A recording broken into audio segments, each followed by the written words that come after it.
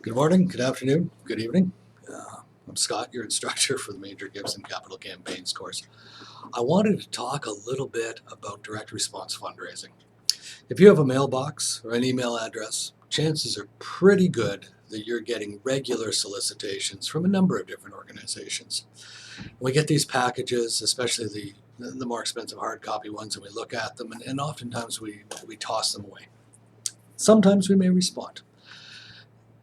If you look at the numbers and we talk about direct response, what you'll see is that the cost of acquiring a new donor is very significant.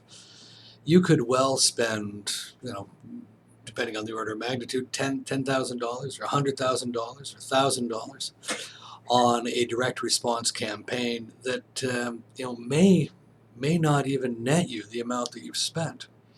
In fact, it's quite common for acquisition campaigns to actually cost more than they raise.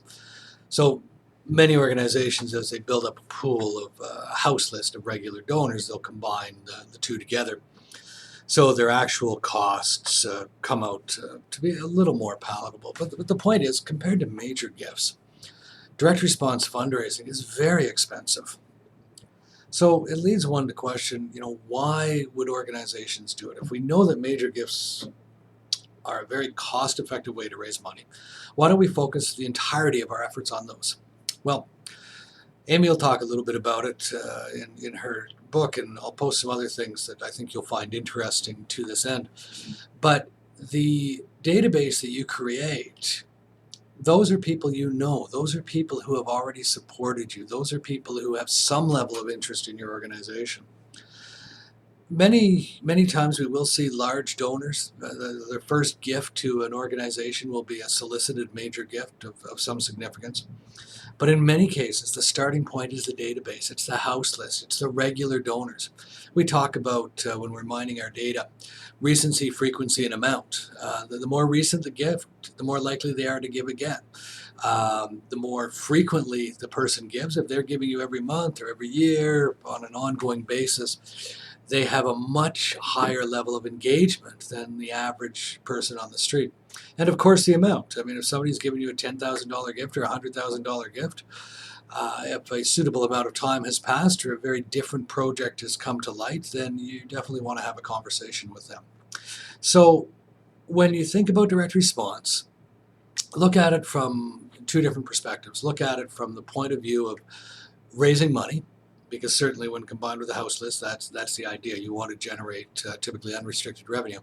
But also look at it from the point of view of building your donor base. A colleague of mine many years ago would talk about how friends give to organizations. People give to organizations they know. So Steve's approach was let's go make more friends. And you know what? There's a lot to be said for that.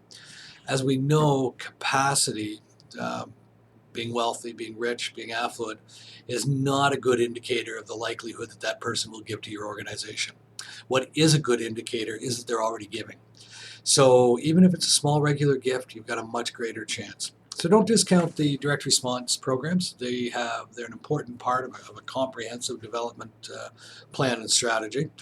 And take a look at the readings, take a look at the other materials, and put it into the context of how does this work vis-a-vis your major gift program, or as I'm doing right now with my current organization, how does this data help you as you prepare for a major capital campaign? Thanks. Have a great day.